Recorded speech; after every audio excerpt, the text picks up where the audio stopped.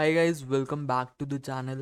Let's start with a new chapter of your class 12th Artificial Intelligence Unit 3, that is Making Machines See. तो यार description में तुम्हें हमारी website के link मिल जाएगी। इधर तुम जैसे ही सिलेबस पर क्लिक करोगे तुम्हारी ऑफिशियल पीडीएफ खुल जाएगी फॉर योर सेशन 2025-26। आज की वीडियो में हम पार्ट बी का यूनिट 3 पूरा का पूरा पेलने वाले हैं। So let's start with our introduction. Chapter का नाम है कंप्यूटर विजन। आखिर what exactly is computer vision? तुम्हारे टेक्स्ट बुक में जो डेफिनेशन गिवन है, computer vision is a branch of artificial intelligence that enables machine to see, observe and understand images and videos similar to how humans use their eyes and brain. So computer vision artificial intelligence की वो branch है जिसकी help से हम machines को देखना, observe करना और इमेजेस वीडियोस को अंडरस्टैंड करना सिखाते हैं, जैसा ह्यूमंस अपनी आईज का यूज कर करते हैं। इसको डायग्राम से समझते हैं। जैसे मान लो तुमने एक फ्रूट बास्केट देखा, तुम देखोगे किससे? अपनी आईज से। फिर आईज से तुमने जो भी कैप्चर करा, जो भी चीज देखी, वो जाएगा तुम्हारे ब्रेन के पास। ब्रेन के अंदर होएगी प्रोसेसिंग। ब्रेन प्रोसेसिंग कर कर बताएगा कि ये एक बाउल है, बाउल के अंदर ऑरेंजेस है, बनानास है, लेमन्स है, पीचेस है। सिमिलरली हमें सेम थिंग इंप्लीमेंट करनी है मशीन्स के अंदर। तो हम कैसे करेंगे? ये तुम्हारी फ्रूट बास्केट है।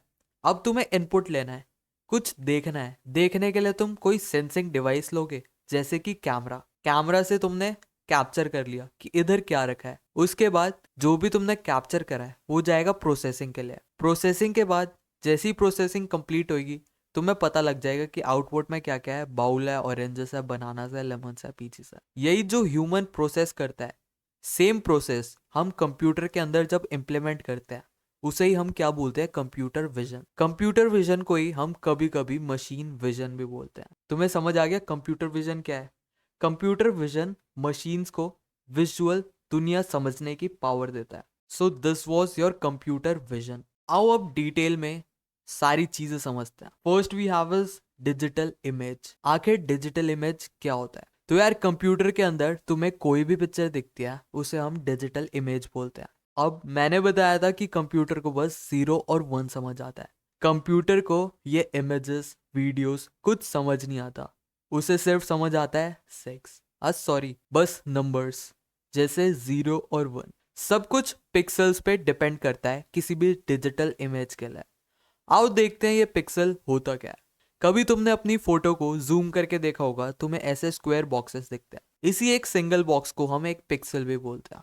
What is pixel? पिक्सल की फुल फॉर्म होती है picture element. It is the smallest unit of image. तुम्हारी कोई भी डिजिटल इमेज है, उसकी एक सबसे स्मॉलेस्ट यूनिट, उसे ही हम बोलते हैं पिक्सल। जैसे ह्यूमन बॉडी में सबसे स्मॉलेस्ट यूनिट क्या है? एक सेल। किसी भी एलिमेंट की सबसे स्मॉलेस्ट यूनिट क्या है? कोई एटम। सिमिलरली इमेज की सबसे स्मॉलेस्ट यूनिट क्या होती है? पिक्सल। पिक्सल की फुल फॉर्म क्या होती है? Picture element. An image is made up of millions of pixels. अभी देखो हमने बस इतना सा एरिया जूम आउट किया है तो हमें कितने सारे पिक्सल दिख गए? 6 × 6 दैट इज 36। मान लो पूरी फोटो, ये अभी हमने फोटो का भी एक सेक्शन लिया है।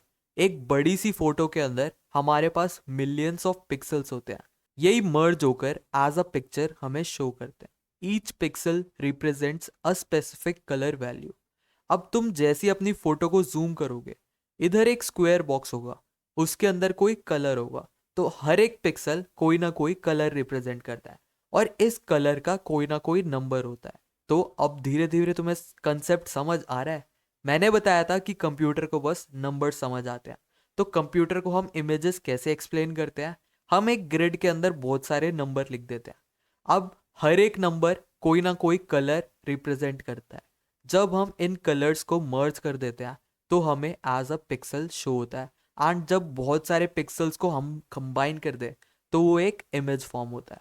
देख रहे हो बैक एंड में कितना कुछ चल रहा है तुम्हारी स्क्रीन पे एक पिक्चर दिखाने के लिए। उसके बाद एक टर्म है, तुमने बहुत बार सुना होगा, रेजोल्यूशन। इस वीडियो की रेजोल्यूशन बढ़ा दो, इस इमेज की रेजोल्यूशन बहुत कम है, इमेज फट रही है। तुमने ऐसी चीजें सुनी होंगी। तो रेजोल्यूशन क्या होता है? Total number of pixels in an image. एक इमेज के अंदर कितने पिक्सल्स हैं? अब ऑब्वियस सी बात है, जितने ज्यादा पिक्सल होंगे उतनी ज्यादा शार्प पिक्चर होगी, और जितने कम पिक्सल होंगे उतनी कम पिक्चर की क्लैरिटी होगी। तो यही मैंने लिखा है, हायर रेजोल्यूशन मतलब मोर डिटेल, मतलब मोर पिक्सल्स, उससे क्या होगा, बेटर क्वालिटी। और सिमिलरली लोअर रेजोल्यूशन मतलब लेस डिटेल एंड इमेज जो भी होगी तुम्हारी बहुत ब्लरी होगी। तो यार अभी तुम यूट्यूब पर वीडियो देख रहे होगे, नीचे सेटिंग पर जाना, क्वालिटी पे क्लिक करना, तुम्हें दिखेगा 1080p, मतलब अभी तुम्हारी स्क्रीन के अंदर 1920 इंटू 1080 पिक्सल्स है। अब इसकी क्वालिटी तुम कम करके देखना, 360p लगा कर देखना, वहां पर पिक्सल्स कम हो जाएंगे और तुम्हारी वीडियो ब्लरी हो जाएगी। तो रेजोल्यूशन जितना ज्यादा होगा उतनी ज्यादा पिक्सल्स होंगे, और जितने ज्यादा पिक्सल उतनी बेटर क्वालिटी होगी तुम्हारी पिक्चर। तुम्हें मोटा मोटा समझ आ गया डिजिटल इमेज क्या होता है, पिक्सल क्या होता है। अब तुम्हारी पिक्चर्स दो तीन टाइप की हो सकती है। जैसे पहला हो गया ग्रे स्केल। ग्रे स्केल बस ब्लैक व्हाइट और इसके बीच के ग्रे कलर्स दिखाते हैं, जैसे ये वाली पिक्चर ग्रे स्केल है। तो इसके अंदर पिक्सल की वैल्यूज होंगी 0 से 255। 0 ब्लैक को रिप्रेजेंट करता है, 255 व्हाइट। जैसे इधर देखो एकदम ब्लैक कलर है, ब्लैक कलर किससे रिप्रेजेंट करते हैं, 0 से। तो जहां जहां पूरा ब्लैक कलर है हम लिख देंगे 0, और जहां पर प्रॉपर व्हाइट है पूरा का पूरा उधर लिख देंगे 255। और 0 से 255 के बीच के ranges different shade of grey दिखाएंगे। जैसे 221 पे ये वाला ग्रे है, 238 पे ये वाला ग्रे है, 170 पे ये वाला ग्रे है। तो ऐसे ही 0 से 255 के बीच के रेंजेस हमें ग्रे कलर दिखाते हैं, 0 ब्लैक दिखाता है और 255 व्हाइट कलर दिखाता है। एक पिक्सल के अंदर वैल्यू ऐसे कलर डिसाइड करती है। अब नेक्स्ट देखते हैं कलरफुल पिक्चर में पिक्सल्स कैसे काम करते हैं। Coloured image RGB colour model use करती है। तुमने अपने ड्राइंग में सीखा होगा कि रेड ग्रीन ब्लू, इन्हें हम प्राइमरी कलर बोलते हैं। इन तीनों की हेल्प से दुनिया का कोई भी कलर बन सकता है। R से रेड, G से ग्रीन और B से ब्लू। हर एक कलर की वैल्यू होती है 0 से 255 तक। मतलब एक पिक्सल के अंदर तुम रेड की वैल्यू कर सकते हो 0 से 255, ग्रीन की वैल्यू कर सकते हो और ब्लू की भी कर सकते हो 0 से 255। तो यार पहले इसका प्रैक्टिकल देखते हैं, तुम्हें थोड़ा और इंटरेस्टिंग लगेगा। तो यार इस वेबसाइट का लिंक मैं तुम्हें डिस्क्रिप्शन पे दे दूंगा। देखो, ये रेड, ये ग्रीन, ये ब्लू, ये हमारे पास 3 स्लाइडर गिवन है, ये एक पिक्सल गिवन है। अब जैसे जैसे तुम रेड ग्रीन और ब्लू की वैल्यू चेंज करोगे इस पिक्सल की कलर चेंज होएगा। अभी रेड 0 है, ग्रीन भी 0 है, ब्लू भी 0 है। अगर तीनों कलर 0 होंगे तो तुम्हारी पिक्सल की वैल्यू ब्लैक होएगी। ऐसे ही तुम रेड की वैल्यू देखो चेंज करते जा रहे हो, तुम्हारे पिक्सल का कलर चेंज होता जा रहा है। ऐसे ही तुम ग्रीन का चेंज करोगे तो ग्रीन का हो जाएगा, ब्लू का चेंज करोगे तो ब्लू का कलर चेंज हो जाएगा। ऐसे ही अब अगर तुम कॉम्बिनेशन में करोगे, जैसे रेड मिडल में कर दिया, ग्रीन मिडल में कर दिया, हल्का हल्का येलोइश लग रहा है, फिर ये अब देखो पैरेट ग्रीन सा लग रहा है। ऐसे ही तुम ब्लू चेंज करोगे तो ये देखो ग्रीन के शेड्स बढ़ रहे हैं क्योंकि ग्रीन की वैल्यू बहुत ज़्यादा है। ऐसी रेड की वैल्यू ज़्यादा है तो अब थोड़ा पिंक वाला शेड बढ़ेगा। अब ब्लू की वैल्यू सबसे ज़्यादा है तो ब्लू की। इन तीनों की स्लाइडर की हेल्प से तुम दुनिया का कोई भी कलर बना सकते हो जो कि कंप्यूटर रिप्रेजेंट करता है अलग अलग वैल्यूज से। तो इधर हमने क्या सीखा, एक पिक्सल के अंदर अगर तुम्हें कलर दिखाना है तो तुम्हें 3 वैल्यू एडजस्ट करनी होती है, रेड ग्रीन ब्लू। अगर तीनों की वैल्यू 0 है तो तुम्हें ब्लैक कलर दिखेगा, तीनों की वैल्यू 255 है तो तुम्हें व्हाइट कलर दिखेगा, और बीच में तुम कोई भी रेंज लगाओगे तो तुम्हें दुनिया का कोई भी कलर मिल सकता है। तुम्हें समझ आया पिक्सल कैसे काम करता है फॉर कलर्ड इमेजेस। तो मैंने यही बताया है। रेड के कितने ऑप्शन है हमारे पास, 0 से लेकर 255, दैट इज 256 वैल्यूज। ऐसी ग्रीन के 256 वैल्यूज एंड ब्लू के 256। इससे हम कंबाइन कर कर इतने सारे कलर्स बना सकते हैं एक पिक्सल के अंदर। कितनी सही चीज है ना। तो तुम्हें समझ आ गया पिक्सल इमेज कैसे शो होती है पूरी स्क्रीन पर। अब तुम्हारे टेक्स्ट बुक का नेक्स्ट टॉपिक है कंप्यूटर विजन प्रोसेस। जो हमने प्रोसेस देखा था कि इमेजेस कैमरे से कैप्चर हुई, फिर जाकर प्रोसेसिंग हुई, उसी पूरे प्रोसेस को हम सीखेंगे इस सेक्शन के अंदर। First we have is image acquisition, मतलब इमेज को एक्वायर करना। It is the first step where digital images and videos are captured using camera. तुमने कैमरा या फिर स्कैनर कोई हार्डवेयर डिवाइस से अपने इमेजेस को कैप्चर कर लिया जो भी तुम इनपुट लेना चाहते हो। The quality of image depends on camera resolution, lighting, angle etcetera. जो भी तुम इमेज कैप्चर करोगे उसकी क्वालिटी किस पर डिपेंड होगी? रेजोल्यूशन पर कैमरा के, कि तुम्हारा HD कैमरा है या तुम्हारा बेसिक कैमरा है, तुम्हारी लाइटिंग कंडीशन, सनलाइट में अगर फोटो लोगे तो बहुत अच्छी आएगी, ऐसी डार्क में फोटो लोगे तो तुम्हारी फोटो दिखेगी नहीं, तुम्हारे कैमरे का एंगल कैसा है। इन medical and scientific field, advance image techniques such as MRI and CT scan are used to capture detailed internal images। यही हमें इमेज एक्वायर करनी होती है किसमें? मेडिकल या फिर साइंटिफिक फील्ड में। तो हम बहुत सारी टेक्निक का यूज करते हैं, जैसे MRI। मान लो तुम्हारे घर में, प्रे करो किसी को घर में हो ना, बट अगर तुम कभी हॉस्पिटल गए होगे तो तुमने बहुत बार सुना होगा कि इस बंदे को MRI स्कैन कराना है। MRI और CT स्कैन तुम्हारे बॉडी के इंटरनल ऑर्गन्स की एक प्रॉपर स्ट्रक्चर और शेप एज एन एक्सरे या फिर एज अ शीट आउटपुट पर डिस्प्ले करा देते हैं। तो पहला स्टेप यही है, कैसे ना कैसे करके हमें इमेज कैप्चर करना है, मतलब इनपुट लेना है। सेकंड स्टेप, हमने इमेज इनपुट ले ली, अब देखते हैं प्री प्रोसेसिंग। जो भी तुमने इमेज ली है उसकी क्वालिटी इंप्रूव करना, उसे फर्दर एनालिसिस के लिए प्रिपेयर करना किसका काम है? प्री प्रोसेसिंग का। अब इसके बहुत सारे टेक्निक होते हैं, जैसे नॉइस रिडक्शन।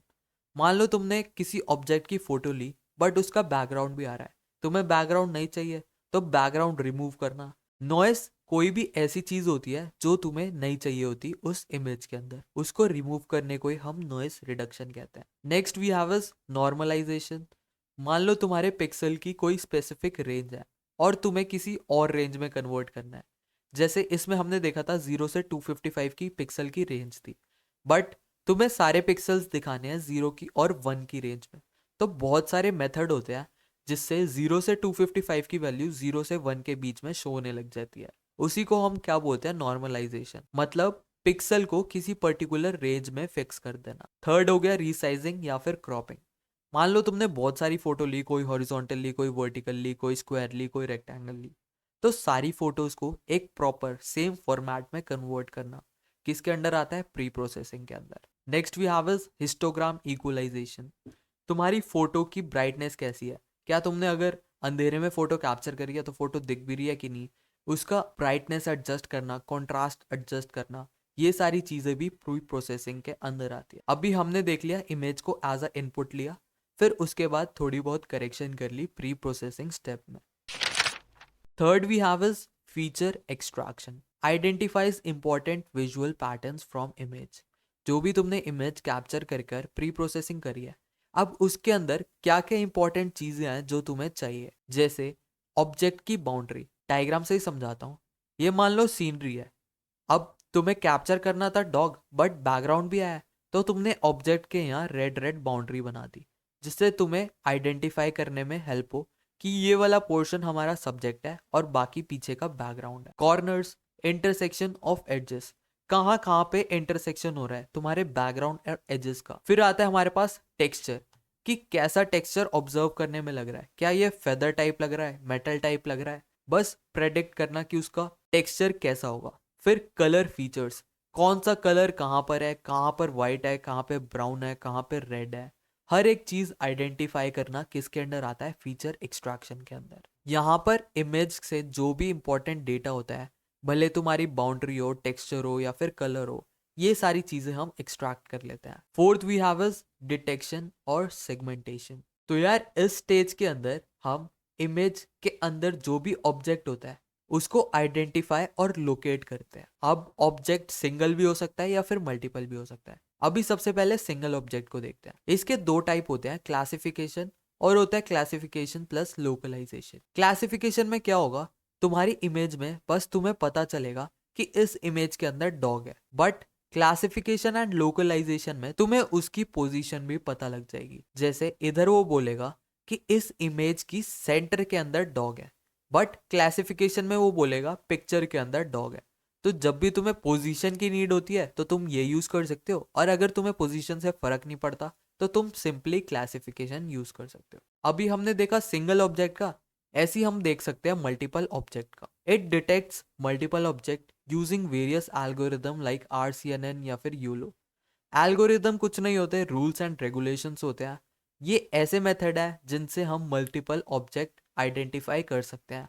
ये तुम कॉलेजेस में पढ़ोगे बहुत डिटेल में। अब इसके भी दो टाइप होते हैं, एक होता है सिमेंटिक, एक होता है इंस्टेंस। तो मैं डायग्राम से समझाता हूँ। मान लो ये तुम्हारी इमेज है, ये बिल्डिंग है, यहाँ पर एक ब्रिज है, यहाँ बहुत सारी कार है। सिमेंटिक में क्या होगा, एक जैसी चीजें एक कलर की हो जाएंगी। जैसे बिल्डिंग हमारी दो, इधर देखो, तो इधर बिल्डिंग ग्रीन ग्रीन हो गई। अब कार का कलर देखो, इसने क्या कर दिया, रेड। सारी कार रेड हो गई, सारी बिल्डिंग ग्रीन हो गई। ऐसे क्लाउड और जो भी पीछे बैकग्राउंड है, इसको इसने येलो कर दिया, इसने ब्रिज को व्हाइट कर दिया, इसने पोल्स को ब्लैक कर दिया। जब भी हमें सिमिलर ऑब्जेक्ट ग्रुप करने हो, जैसे बिल्डिंग्स या फिर कार्स हो गई, तुम्हारे हेडलाइट्स हो गई, इनको ग्रुप करना हो अकॉर्डिंग टू द सिमिलैरिटी, तो हम यूज करते हैं सिमेंटिक सेगमेंटेशन। बट अगर इन चीजों को सेपरेटली आइडेंटिफाई करना है, जैसे रेड कार अलग है, ब्लू कार अलग है, फिर ग्रे अलग है, पिंक खंबा अलग है, पर्पल अलग है, ग्रीन खंबा अलग है, जब इंडिविजुअली हमें आइडेंटिफाई करना होता है तो हम यूज करते हैं इंस्टेंस सेगमेंटेशन। तो फोर्थ स्टेप में हम क्या कर रहे हैं, इमेज के अंदर जो भी हमारे ऑब्जेक्ट है उनको आइडेंटिफाई कर रहे हैं, या तो उनकी लोकेशन या फिर सिंपली ऑब्जेक्ट। तुम्हें फोर्थ स्टेप भी समझ आ गया। फिफ्थ स्टेप देखते हैं क्या है हमारे पास, high level processing. Last stage होता है तुम्हारा high level processing. It interprets detected object to understand the scene and context. जो भी तुम्हारे पास आउटपुट आया है उस सीन के अंदर, कि क्या ऑब्जेक्ट है, क्या सीन है, क्या कंटेक्स्ट है, उन सब को प्रोसेसिंग कर कर वो समझने की कोशिश करता है कि तुम्हारी इमेज क्या दिखाना चाह रही है। इसके अंदर क्या क्या होता है, ऑब्जेक्ट रिकॉग्निशन, तुम्हारी मशीन्स आइडेंटिफाई करती है कि इस इमेज के अंदर क्या है। सीन अंडरस्टैंडिंग, बैकग्राउंड में क्या है। इंटेलिजेंट डिसीजन मेकिंग, फिर डिसीजन लेती है कि ये क्या डॉग है, क्या इसका बैकग्राउंड में गार्डन है या फिर फॉरेस्ट है। अंदर अंदर प्रोसेसिंग चलती रहती है, जिससे पता चलता है कि आखिर इमेज के अंदर क्या ऑब्जेक्ट है, क्या सीन है। This stage supports application like self driving car, medical diagnosis and surveillance system. तो ये सारी चीजें हैं जो कि इस स्टेज के अंदर होती है। आओ सारे स्टेप्स रिवाइज करते हैं। सबसे पहले इमेज एक्विजिशन, हम इमेज एज अ इनपुट लेते हैं। फिर प्री प्रोसेसिंग, इमेज के अंदर जो भी ब्राइटनेस वगैरह एडजस्ट करनी होती है, इमेज का साइज सेट करना होता है, पिक्सल वगैरह एडजस्ट करने होते हैं, इस प्रोसेस के अंदर करते हैं। फिर फीचर एक्सट्रैक्शन, तुम्हारी इमेज का टेक्सचर, इमेज की बाउंड्री, इमेज के कलर, मतलब डिफरेंट डिफरेंट फीचर एक्सट्रैक्ट कर। फिर सेगमेंटेशन, उस पूरी इमेज के अंदर ऑब्जेक्ट आइडेंटिफाई करना, उनकी लोकेशन आइडेंटिफाई करना। अगर बहुत सारे ऑब्जेक्ट हैं तो एक एक कर कर इंडिविजुअल आइडेंटिफिकेशन, सब इस प्रोसेसिंग के अंदर आता है। और जब हम इन चारों प्रोसेसिंग से गो थ्रू कर लेते हैं तो लास्ट में आता है हाई लेवल प्रोसेसिंग, जिसके अंदर सारी चीज़ों का यूज़ होके वो बहुत सारे एल्गोरिदम अप्लाई करता है, जिससे हमें पता लग जाती है कि कौन सी इमेज कहाँ पर है और क्या शो करना चाह रही है। तो तुम्हें पूरा समझ आ गया कंप्यूटर विजन कैसे काम करता है।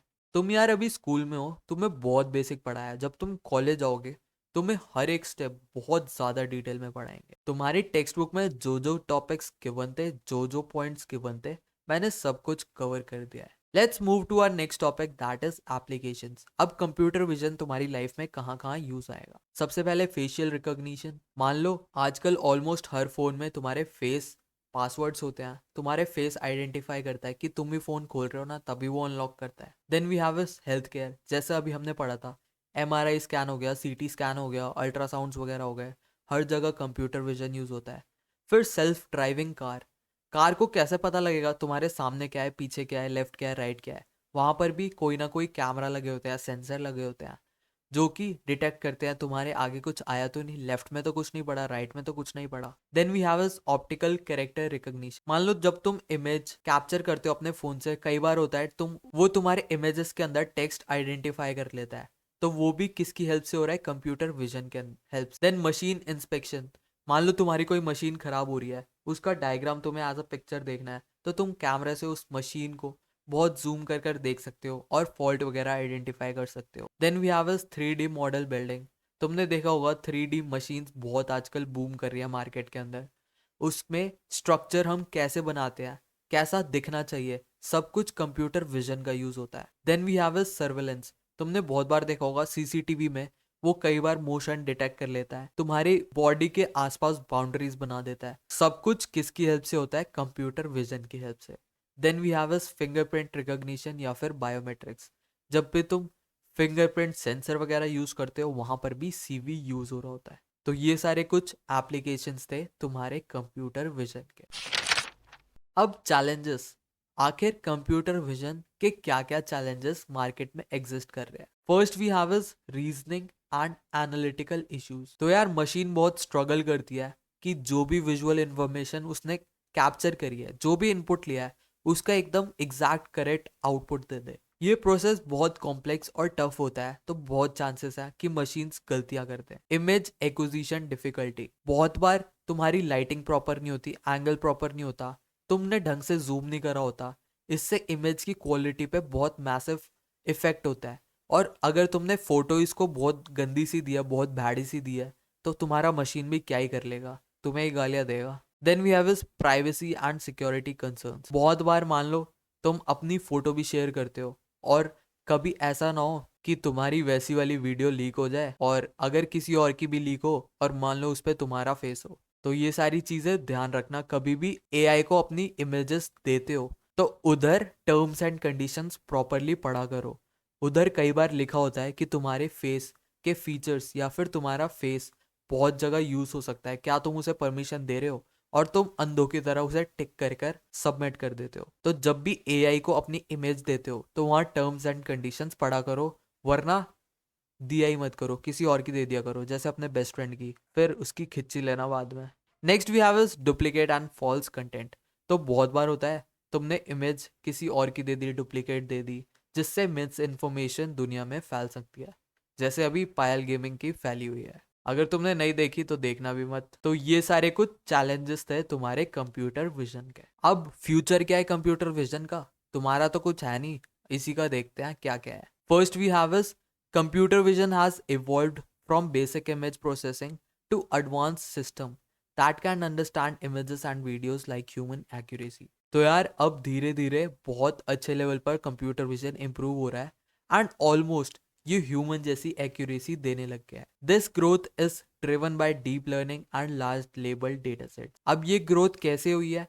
तुम्हारी डीप लर्निंग से। डीप लर्निंग भी आर्टिफिशियल इंटेलिजेंस का एक पार्ट है।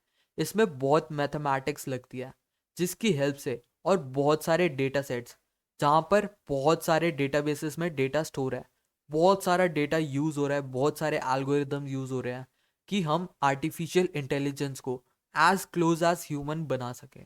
इन the future computer vision will impact area such as health care, AR VR and intelligent system. तो यार हेल्थ केयर, तुम्हारा AR VR, ये सारी कुछ चीजें हैं जहां पर कंप्यूटर विजन का बहुत अच्छा खासा इम्पैक्ट पड़ने वाला है। Ethical and responsible use is important to ensure its benefits to society. अब जब भी तुम आर्टिफिशियल इंटेलिजेंस या फिर कंप्यूटर विजन यूज कर रहे हो तो इंश्योर करो तुम एकदम एथिकल चीजें करो। ये नहीं तुम किसी और की न्यूड्स बना रहे हो फिर जाके उसे ब्लैकमेल कर रहे हो। एकदम रिस्पॉन्सिबल सिटीजन बनो और सोसाइटी की जितनी हेल्प कर सकते हो उतनी करो। तो ये तो था future of computer vision and इसी के साथ तुम्हारा पूरा का पूरा चैप्टर फिनिश होता है। सो जो भी तुम्हारे टेक्स्ट बुक में मेंशन है हमने काफी डिटेल में कवर कर लिए। And this was your lecture. Thank you guys for watching. See you in the upcoming videos.